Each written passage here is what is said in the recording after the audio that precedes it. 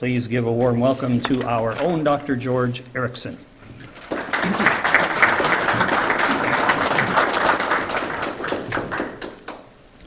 Good morning, everyone. I know that some of you have heard me before, and I'm pleased that you came back anyway. I have a couple things I want to mention first. You should all have one of these little slips. If you don't, I have some extras up here that you can get later. There's a couple links on here that I hope you will type into your computer and view. They are very informative. I spoke here a few years ago about thorium as a substitute for uranium. And that came about after I joined the Thorium Energy Alliance and the Union of Concerned Scientists. And since then, it's become increasingly apparent that because of climate change and because of our increasing population, we are going to need a lot more energy, and we got to think about how we're going to get that energy. And in my view, and in the view of 95% of my associates, you have to get it from atomic energy, regardless of what the Sierra Club says or the Nature Conservancy says. And I belong to both organizations. I support their goals and most of their methods, but we are at great odds over nuclear power. Today I want to talk to you a little bit. We're going to really unload here for a while. I'm going to go as fast as I can because I have a lot to cover. About misunderstandings about radiation safety. How did we arrive at these misunderstandings? How do we counter them? And what about the so-called renewables? Where do they fit in? And I will tell you off the top that if I gave a talk about renewables and on the subject of wind, the subtitle would be Windmills Suck. And I'll show you why. Now, some people say that that image is a little over the top. I don't think it is. Things are getting more serious every year, and we have to face up to some very unpleasant, unpopular facts.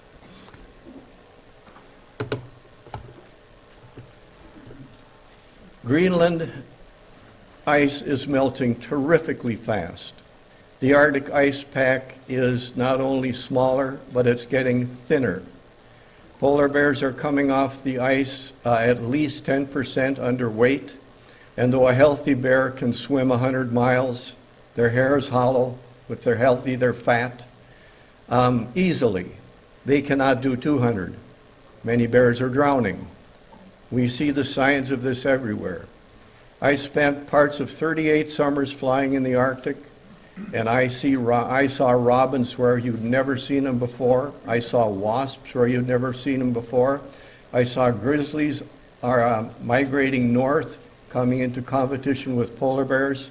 And a polar bear will always lose to a grizzly because a polar bear is a hunter, and a grizzly is a hunter, and a polar bear is a machine that snatches seals out of the water.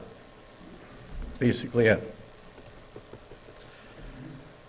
One of the huge problems we face is that because we've been pumping carbon dioxide into the air in increasing amounts every year since the start of the Industrial Revolution, is that we have a big overload of carbon dioxide, a potent greenhouse gas, in our atmosphere.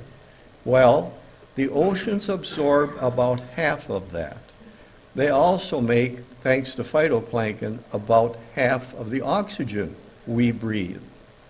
And so if you mess with the ocean, you can have serious consequences. For millions of years, the pH, let us say the acidity of the oceans, have averaged around 8.2. They are now approaching 8.1. Now that might not seem very significant, but frankly, That's huge because the scale is not linear, it is logarithmic, which means that that's a much more significant change than would appear on the graph. And science tells us that if it reaches 8.0, the oceans are in big trouble, and we are in big trouble because we get 20% of our protein from the oceans. And if you add carbon dioxide to water, what do you get? You get fizz, you get soda water, you get carbonic acid. And that affects the formation of shells of the phytoplankton, mollusks, lobsters, anything that has a shell. These creatures are at the bottom of the food chain. If you disturb the bottom, you disturb everything all the way up. It will make a huge difference. The oceans are warming. The sea surface pH is changing. We're always, it's most noticeable at the poles first, and that's unfortunate. It's too bad that we, in the middle of the continents, are not more aware of what's happening.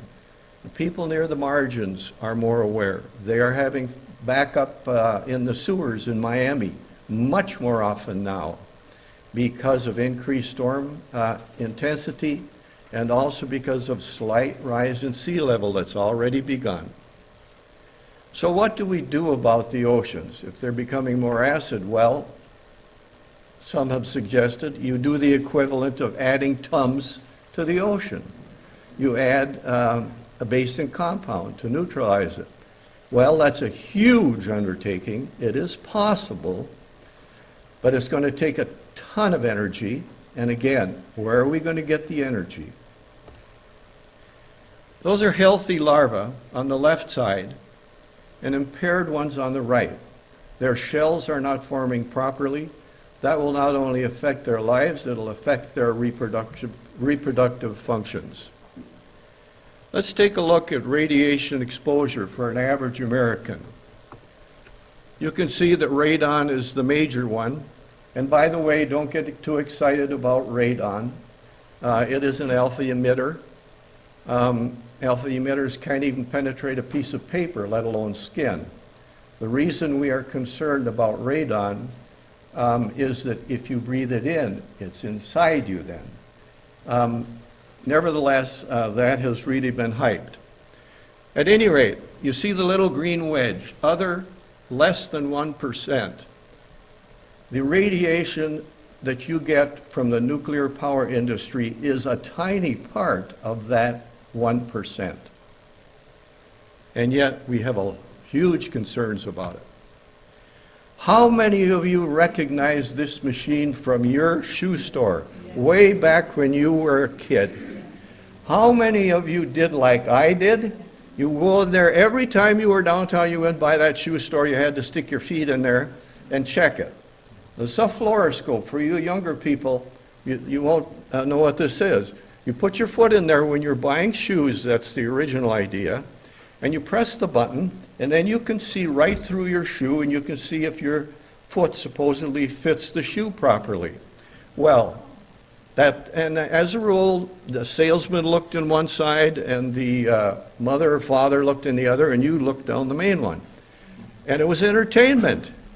And you went back again and again. And then the question is, how many of you still have your toes? I have yet to find anybody who said they've had any sort of neoplasm of their feet. And these are fluoroscopes. They are really putting out the juice compared to what we worry about today. And by the way, this audience has the distinction of putting me over 1,000 people who have viewed a presentation like this in the last 6 months, mostly in Minnesota, Florida, and Maryland. So, what about natural radiation? Let's just take a look at Europe here. The black areas are 10 millisieverts. That's what we are standard. And the yellow is really low. Look at Britain. pretty much yellow. Look at Finland and part of Spain, pretty black. Guess which one has the higher cancer rate? Britain.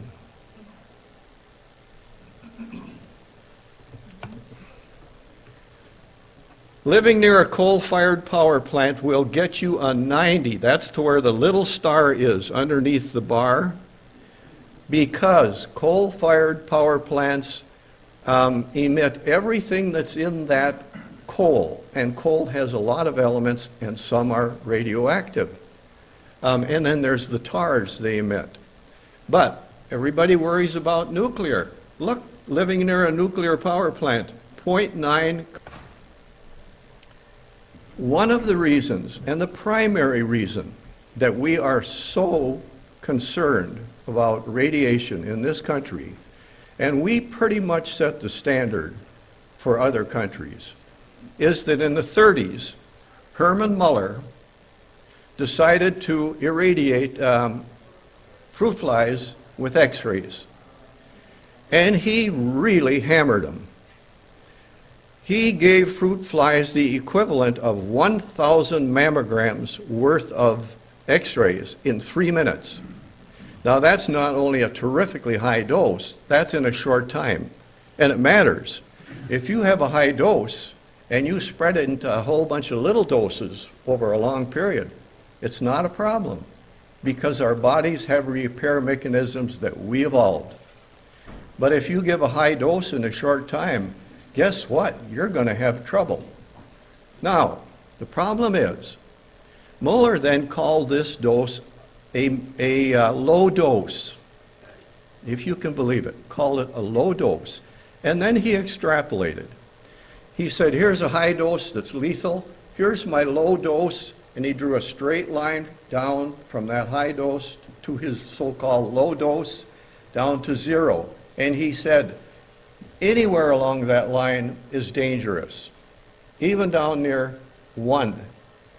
And not only that, he said, exposures are cumulative, and they are not. But he was the go-to guy. Now, he had co-researchers. He went on later to get a Nobel Prize for his work. And during his speech says, there is no escape from the conclusion that there is no threshold dose below which radiation is of no consequence. And he knew better, and he lied. And he had associates whom he praised as excellent researchers who showed him contrary evidence. And he said, we must investigate this further. And he never did. And because of his status,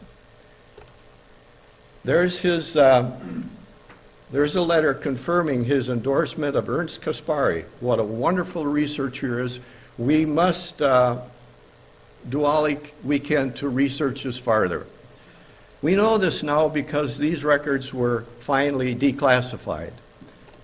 And the man who read them and researched it right there, look at the bottom line. His CV, 145 pages, makes mine look like a comic book.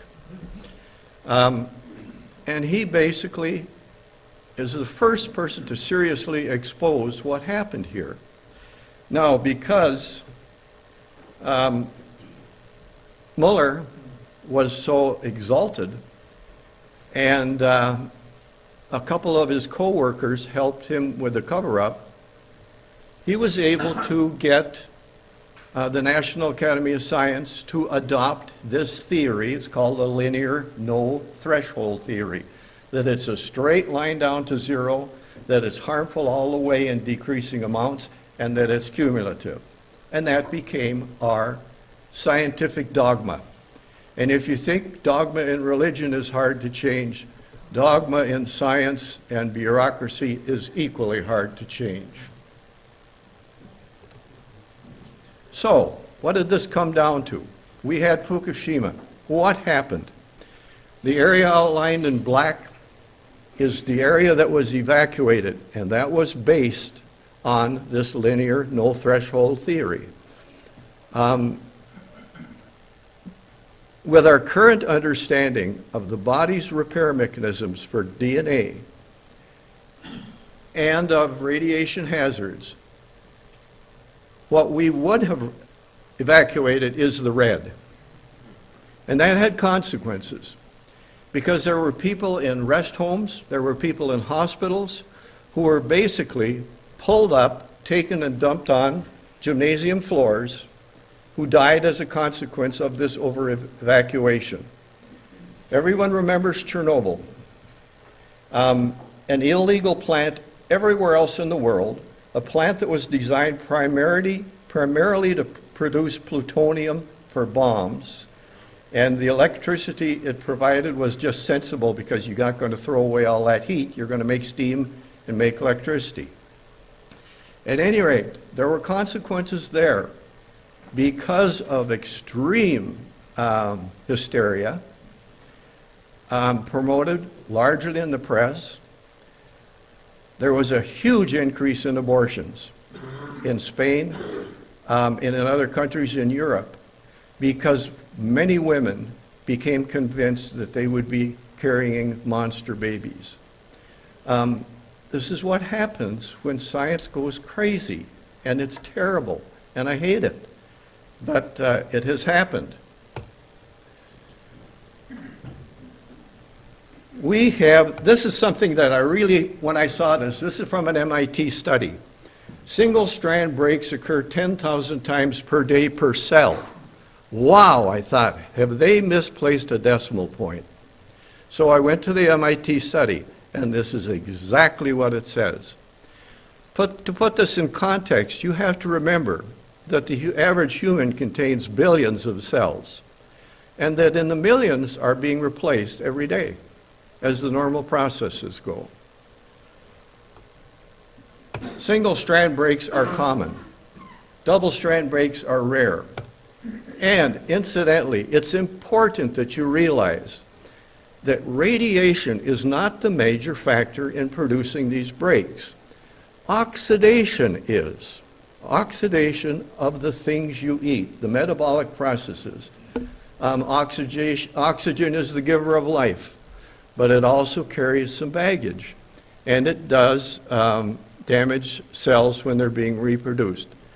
Another thing, so why can we cure or kill cancers with X-ray, but not significantly damage the neighboring tissue? Two reasons. First of all, cancer cells divide very rapidly. They do not rest between, they divide again. A normal cell divides, and there's a rest period. And since cells are most susceptible to damage during the division process, the cancer cells are more likely to be damaged. The other thing is when radiology is used, if it's a beam, you come at it from several angles so that it focuses on the tumor, but around the surrounding tissue doesn't get that concentrated amount of radiation. Okay, so as time went by, more evidence piled up to indicate that low levels, additional low levels of radiation beyond normal background radiation are not only not bad for you, they might even be good for you. And that really struck me as odd when I first read it. Here's some examples. Nuclear shipyard workers. This process is called hormesis. It is a little like if you have an allergy, you get a shot for it. Your body recognizes that then when the real thing comes along and it says, oh, not a big deal, don't worry about it. Nuclear shipyard workers who are exposed to more than normal levels of background radiation have had lower incidences of cancers. Among Chernobyl emergency workers, UNSCEAR, which is the United Nations official body that examines all of these events, showed 15 to 30% fewer cancer deaths among Chernobyl emergency workers. And many people refused to leave the Chernobyl area. stayed in Pripyat. And their incidence of cancer has been no higher than the general Russian population. Now, one of the things that really irritates me, in the anti-nuclear group, you will see pictures of deformed children in child care facilities. And they give you the impression that this is right next door to Chernobyl. I'm sure there is a facility like that somewhere in that part of Russia. But there are also facilities like that all over Europe.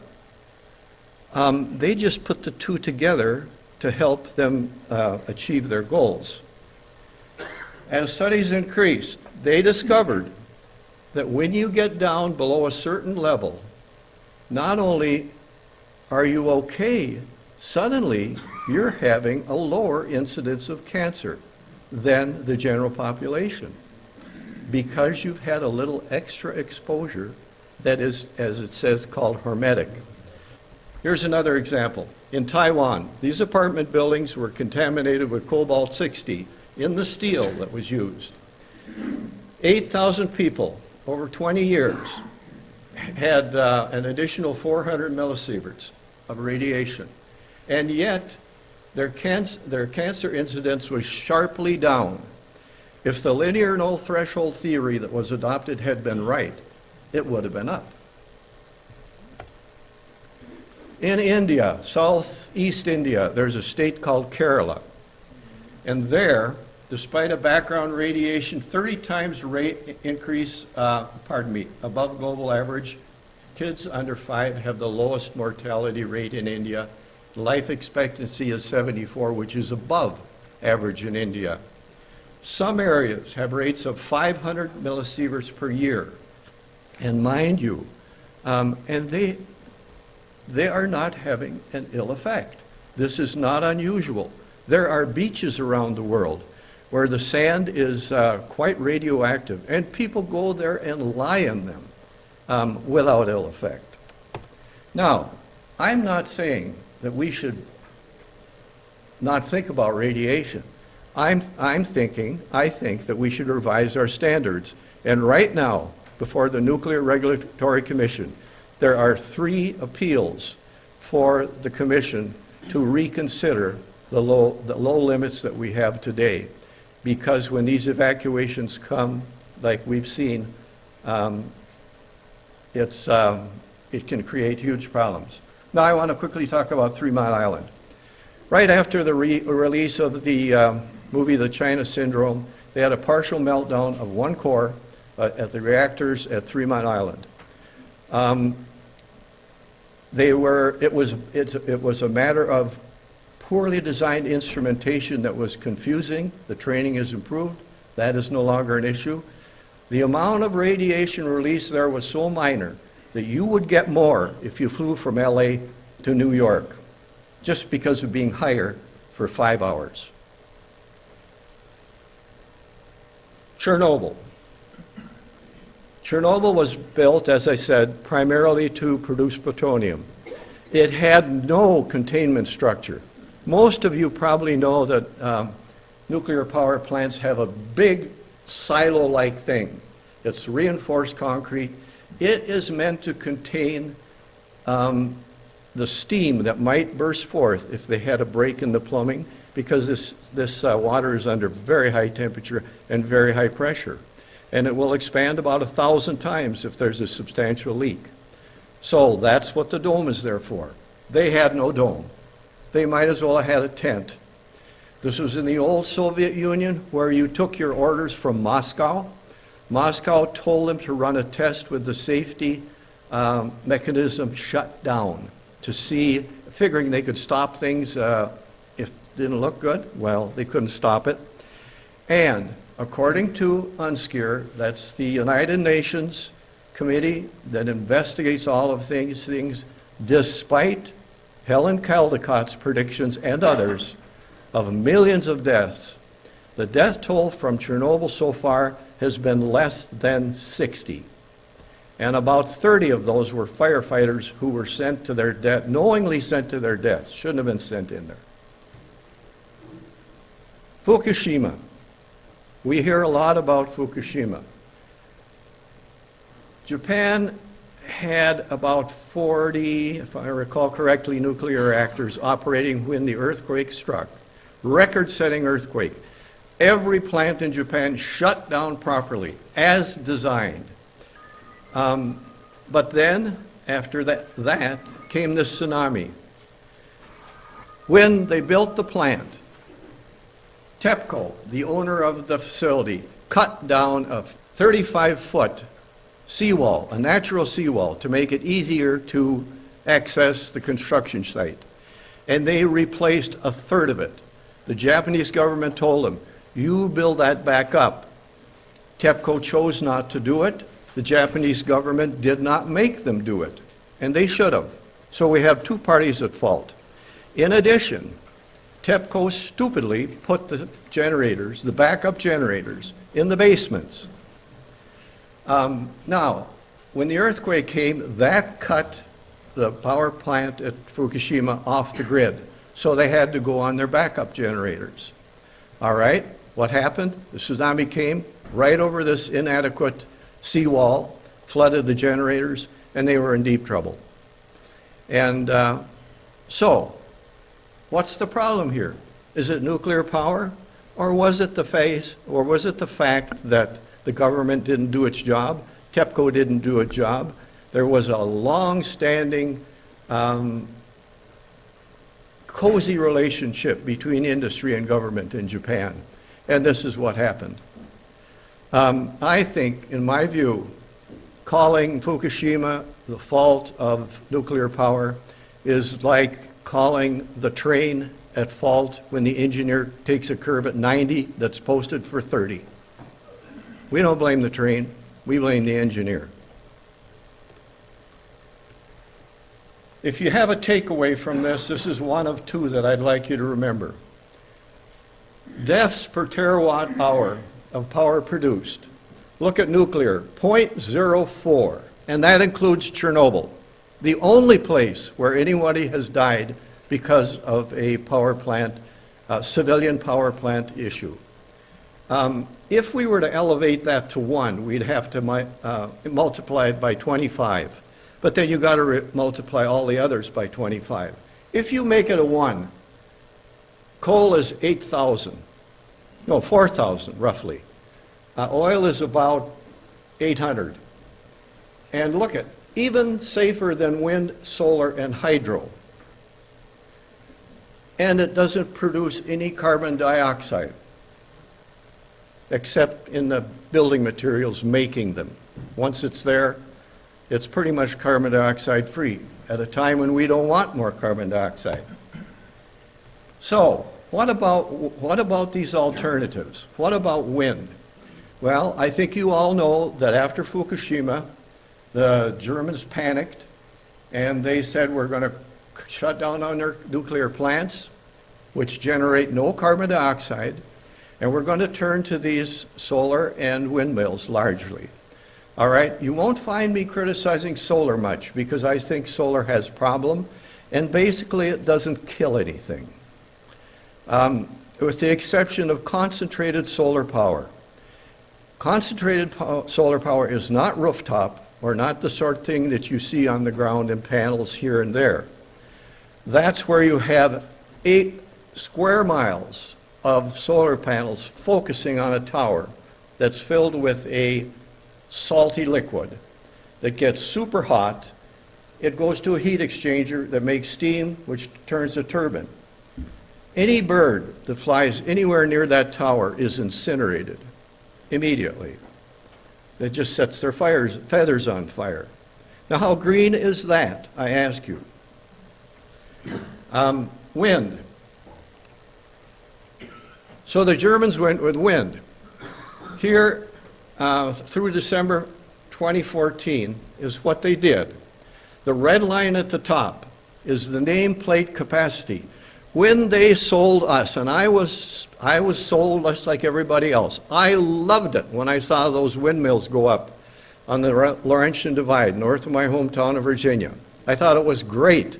I loved to see those things slowly turning in the wind. And then I found out from my better educated friends who are a lot of engineers and physicists, that red line up there is the plate rating. That's what's on the top of the machine. That's what it will put out during ideal conditions. Well, how often is it not down for repair or servicing?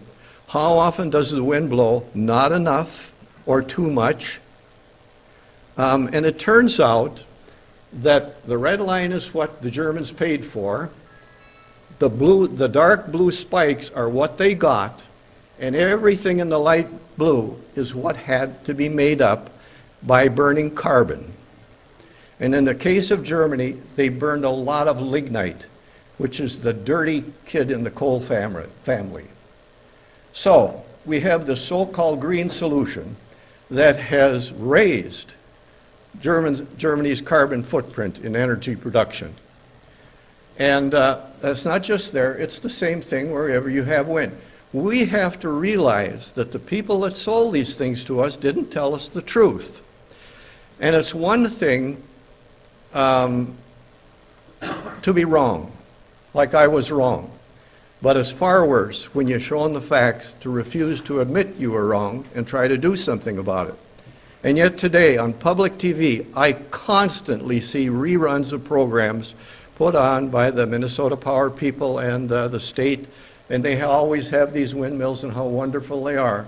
And you write to them and you don't get much of a response. When I write to the Sierra Club and I offer to give them a presentation about wind power and nuclear power, and the same thing for the Nature Conservancy, I don't get an answer. It's unfortunate. Many of these groups, environmental groups, have a constituency that they are afraid to offend because they might lose memberships. And changing course or admitting to error is not in their field. Now, this is in 2013. Since then, in the last 3 years, we have built a heck of a lot more windmills. And the current statistics show that in the US alone, we are killing over 1 million birds and 1 million bats right now. And we're doing it in a time when insect-borne diseases are rising. Diseases like malaria and Zika and dengue fever are rising. How come we see all these wonderful pictures of the windmills turning away, and then this one will power so many homes? They never say under ideal conditions, but that's what they mean. How come we never see these? Or this. This blade was thrown 1/4 mile. Or this. Can you see what appears to be something sticking up between the two blades? That is 2 men who are about to die. One jumped rather than burned to death, and the other burned to death. You never see these. There are now some organizations that keep track of the windmill industry, and boy, do you get a different tune from each one. Look at what's, people say, well, nuclear is too expensive. Yes, but by the way, it takes about 1,000 windmills to equal the output of one average nuclear plant. And they only have a 20-year lifespan. The nuclear plant now has a 60-year lifespan, and it will probably be 80 years before long with the new designs, which means that you've got to build those 1,000 3 times to match the lifetime of a nuclear plant. Look at the subsidies. Solar has been hugely subsidized, almost $800, compared to 3 for nuclear power. Wind, 56 compared to 3 for nuclear power. We've been dumping money on them, and this has largely been in response to efforts from various green organizations that basically haven't run the numbers, and when you try to show them the numbers, they don't like it.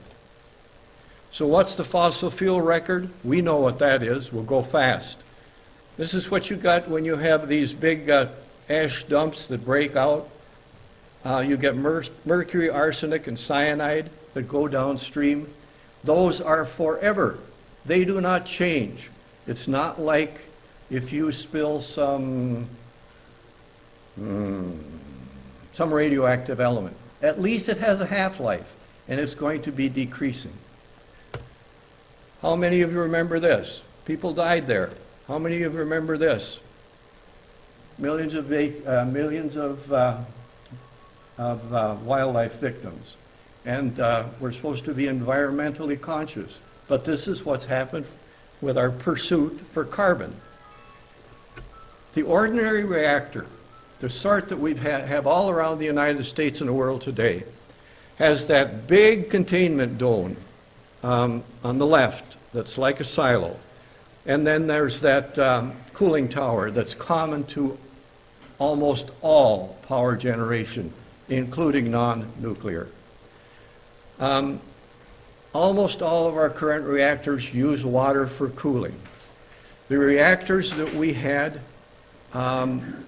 plans for and running successfully for 22,000 hours in the 50s didn't need water for cooling and were walk-away safe, but we scrapped them for political reasons. That's what's inside a nuclear reactor. Long titanium columns filled with these little pellets of uranium. And there's enough power in that probably to run Duluth for a month.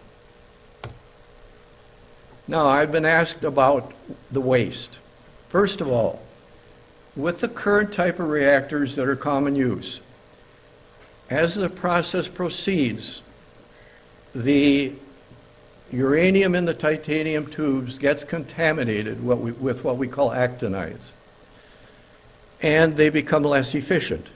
So they have to be lifted out after a while and replaced with new bundles of rods.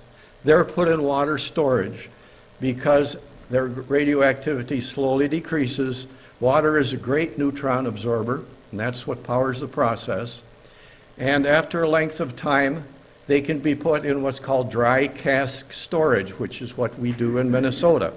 They get so they're not generating so much heat anymore that if you put them in dry cask, there's a vent at the bottom that lets air in and out the top, it's sufficient to keep them cool enough.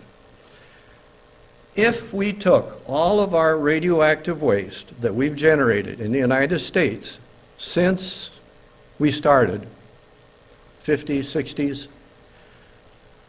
and put them in, let's say, barrels 9 foot high, they would cover 1 football field. 1 football field. And of that, the part that's really hazardous is between the 5-yard line and the goalpost. Now, so what should we do? We should recycle. The French have been recycling their waste, and they cut it way down. What they do is recycle it. There's plutonium in there, which is useful for generating more power. So they run it through a recycling process, get what is usable, run it through again, run it through again. As a result, if you go to Paris, you can go to where they store these, and you can stand right above and look down into the water, and all of the leftover material from France's generation in the Paris area, that's Paris and all suburbs, is stored in 2 cylinders about this wide and probably, I'm guessing a little here, 15 feet long. Waste is not a huge problem. It has been made to be a huge problem. We should do what the French are doing. In addition, there are new reactors that can, they call them fast reactors, that consume this stuff we call waste. They can burn it as fuel. And we're insane not to be doing this. That molten salt reactor that could burn these, that ran successfully, that doesn't need water for cooling, that has automatic shutoffs, that you can walk away and leave and it's safe, We gave those designs to the Chinese about 10 years ago. We gave it to them. We're going to be buying them from the Chinese. California. We all know how dry they are, and they're on the ocean. So we need desalination. What does that take? A lot of power. Are we going to get it by burning carbon, or like the windmill? That's a carbon burner, folks. 70% of that time, it's burning carbon, usually natural gas. And there's another problem. In our pursuit of this particular alternative, we have started fracking. The population in general has no idea of the tremendous amount of leakage there is at every one of these wells, along every one of these supply pipelines, in every city, and we have now satellite data to prove it, that shows, first of all, natural gas is mostly methane. And we used to say that's 20 times worse than carbon dioxide. Well, that's right on the average. But in the first portion of its life, before it degrades, it's 70 times worse than carbon dioxide.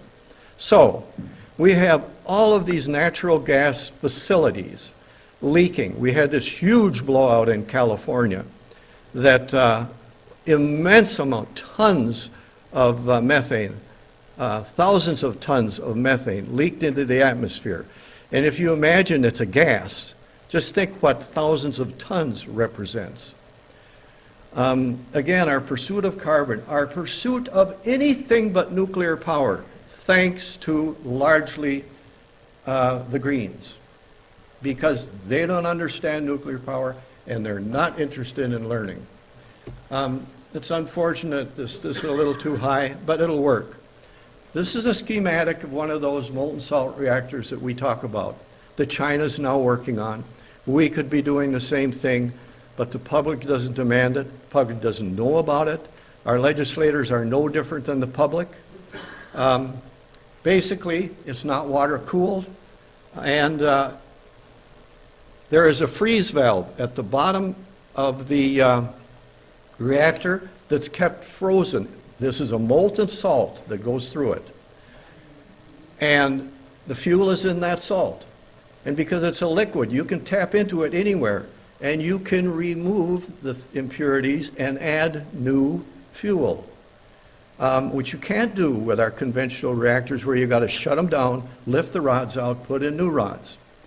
So it's amenable that way. In addition, if something ever goes wrong and it starts to overheat, first of all, we want it to be liquid. We want it to be like melted. If something goes wrong, anything goes wrong that prevents flow of current, the freeze valve isn't cooled, it melts, it gets dumped into this huge tank which had a wide base, automatically cools, hardens, and that's the end of it. No problem.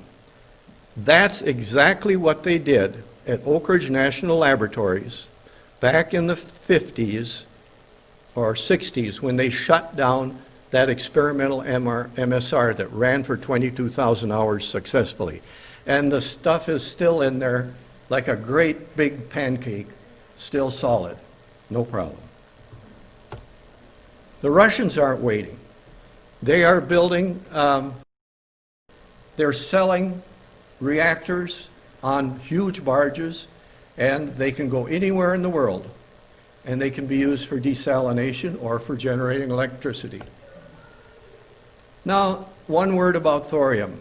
I got interested in this in the first time because of thorium, which is a replacement for uranium. It is more plentiful.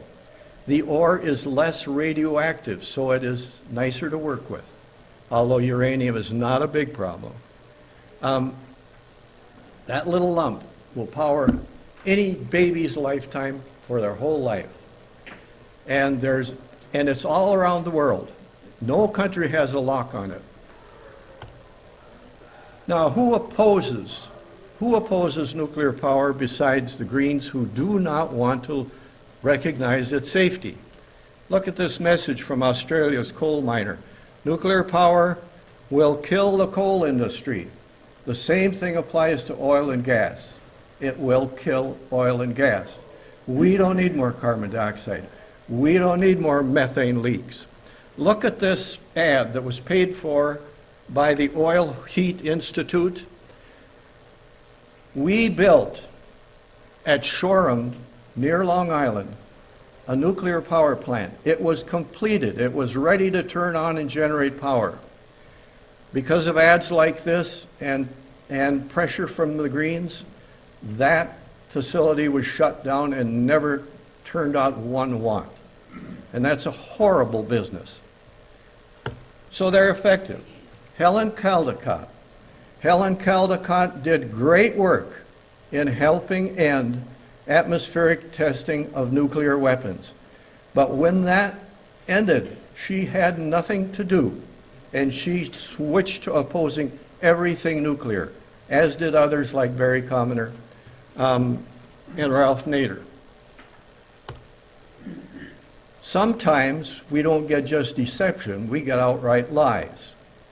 This image is from a website, and on the left is Fukushima, and on the right is North and South America, or Middle America. And they portrayed this as if that was radiation streaming across the ocean towards our coast. This was a NOAA image that demonstrated the decreasing heights of the tsunami as it came across the Pacific Ocean. And yet it was portrayed entirely differently. And when these people were told they were wrong and they should take it down, they didn't take it down right away. It was up there for days.